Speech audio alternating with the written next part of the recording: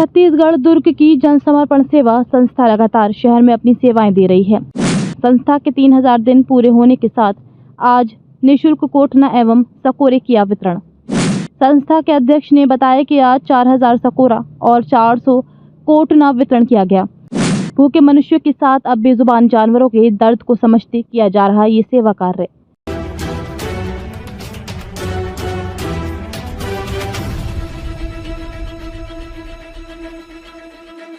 दुर्ग शहर में लगातार मानवता का कार्य कर अपनी मिसाल कायम करने वाली जन समर्पण सेवा संस्था के 3000 दिन पूरे होने के अवसर पर अब बेजुबान पशु पक्षियों के दर्द को समझते हुए आज निःशुल्क कोटना एवं सकोरे का वितरण किया गया।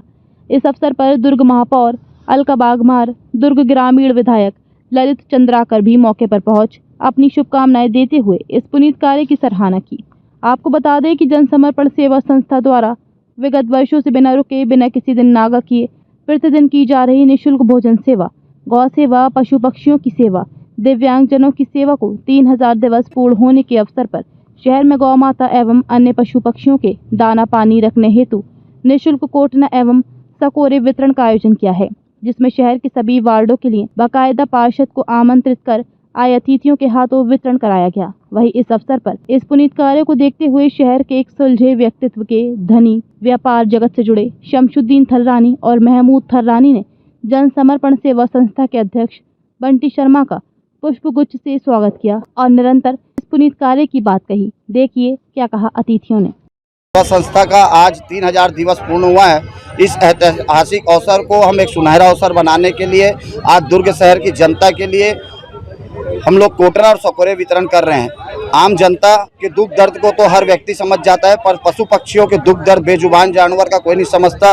बेजुबान जानवरों के दुख दर्द को समझते हुए उनके दाना पानी की व्यवस्था करने के लिए जन समर्पण सेवा संस्था आज दुर्ग शहर के सभी पार्षदों के माध्यम से और आम जनता के माध्यम से पूरे वार्डों में, पूरे शहर में आज गौ माता के लिए कोटना और पशु पक्षियों के लिए छत पर रखने के लिए हम लोग सकोरे का वितरण कर रहे हैं, जिसमें लगभग 400 कोटना और लगभग 4500 सकोरे का वितरण आज दुर्ग शहर के इस पुराना बस स्टैंड पर जन समर्पण सेवा संस्था दुर्ग द्वारा वितरण किया जा रहा है। पूरे दुर्ग शहर ही नहीं, पूरे छत्तीसगढ़ में ऐसा कार्यक्रम आयोजित किया जाना चाहिए, क्योंकि जो भूखे लोग हैं उसको खाना जन समर्पण सेवा संस्था और शहर की बहुत सारी संस्थाएं खिला रही है, पर बेजुबान जानवर अपना दुख दर्द और अपनी भूख को भी नहीं बता सकते। तो उनके भूख को समझते हुए हर व्यक्ति को, हर राजनीतिक पार्टी के नेताओं को, हर सामाजिक लोगों को समझना चाहिए और बेजुबान जानवरों के लिए व्यवस्था करना चाहिए। मैं योगेंद्र कुमार शर्मा, बंटी, अध्यक्ष जन समर्पण सेवा संस्था दुर्ग। भूखे को भोजन के साथ साथ एक और सेवा करती है, जिसमें दुर्ग शहर में जितने लोग हैं जिनको बेड रेस्ट रहता है डॉक्टरों के द्वारा महीना, 2 महीना, 3 महीने के लिए, उनके लिए मेडिकल की जो आवश्यकता होती है, जिसमें पलंग होता है, व्हील चेयर होती है, बैसाखी होती है, कम्बोर्ड चेयर होता है, ये सारी चीज़ों की व्यवस्था जन समर्पण सेवा संस्था निःशुल्क उपलब्ध कराती है। पर ये सारी चीज़ों को रखने की जो व्यवस्था है, जो कि पलंग है, हम लोग के पास लगभग 13 पलंग है, लगभग 14 से 15 हम लोगों के पास व्हील चेयर है, कम्बोर्ड चेयर है, बैसाखी है, बहुत सारे सामान है जो आम जनता जिसका उपयोग कर रही है और लाभ ले रही है। परंतु ये सामानों को रखने के लिए एक उचित स्थान की आवश्यकता जन समर्पण सेवा संस्था को है। इसको लेकर हमने पूर्व में नगर निगम के पूर्व महापौर के सामने भी और पूर्व मुख्यमंत्री के सामने भी यह मांग रखी थी कि जन समर्पण सेवा संस्था को इन सामान को रखने के लिए संस्था के नाम से ना हो, मात्र सामान रखने के लिए एक व्यवस्था, एक कमरा या एक हाल उचित जगह पर हमें उपलब्ध करा दे, ताकि हम जन सेवा का यह कार्य लगातार जारी रख सकें। बहुत ही अच्छा आयोजन है।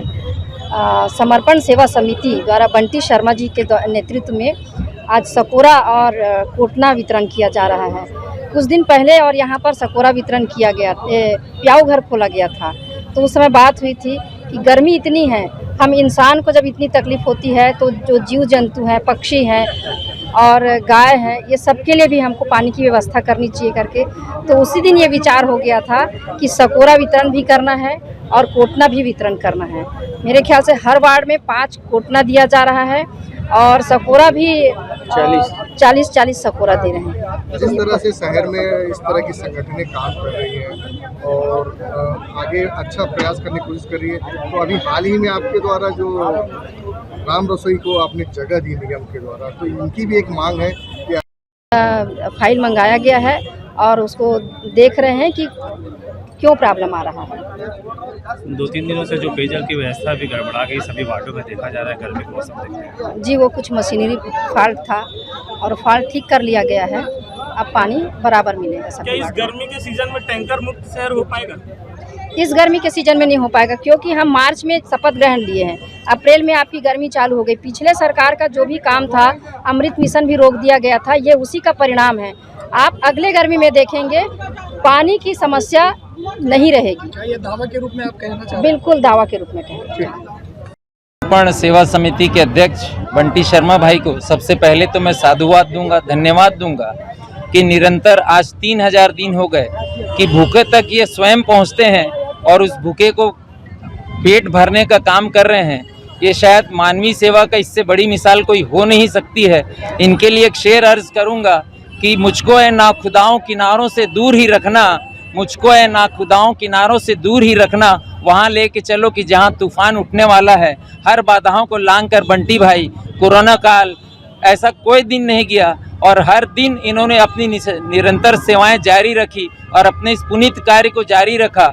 और ये पूरे दुर्ग शहर को, पूरे विश्व को, पूरे भारत को एक ये संदेश है कि एक इंसान अगर चाहे तो क्या कर सकता है। अगर दुर्ग की जनता ठान ले तो हम गरीबी क्या, हम बहुत सारी समस्याओं को दूर कर सकते हैं। और आज जो ये पुनीत कार्य कर रहे हैं, जैसा इन्होंने बताया कि गौ माता के लिए, पक्षियों के लिए कोई नहीं सोचता, बहुत सही कहा इन्होंने। और इस दिशा का ये सार्थक पहल कहीं ना कहीं लोगों में एक प्रेरणा जगाएगी और इनकी जो प्रयास है वो लोगों में एक चेतना जगाएगी, ऐसे में उम्मीद करता हूँ। और पुनः इनकी संस्था को, बंटी भाई को तहे दिल से मेरा साधुवाद, धन्यवाद और ईश्वर इन्हें ऐसी ही शक्ति दे और ये इनका मिसाल निरंतर कायम रखे। और बंटी भाई दुर्ग का जो नाम रोशन कर रहे हैं वो विश्व स्तर पर एक दिन गूंजेगा, ये मेरा अनुभव कहता है।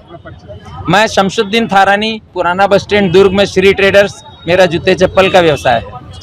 भीषण की गर्मी में ऐसे पुनीत कार्य वैसे तौर पे बहुत संस्था बधाई के पात्र है और जितना भी साधुवाद किया जाए वो कम है। जन समर्पण सेवा संस्था के द्वारा लगातार अन्य क्षेत्रों में लगातार सेवा का काम कर रहे हैं। रात में लोग स्टेशन में भोजन खिलाने का भी काम इन लोग करते हैं, जो बेसहारा रहते हैं, ऐसे जो लोग जिनको भोजन नहीं मिलता।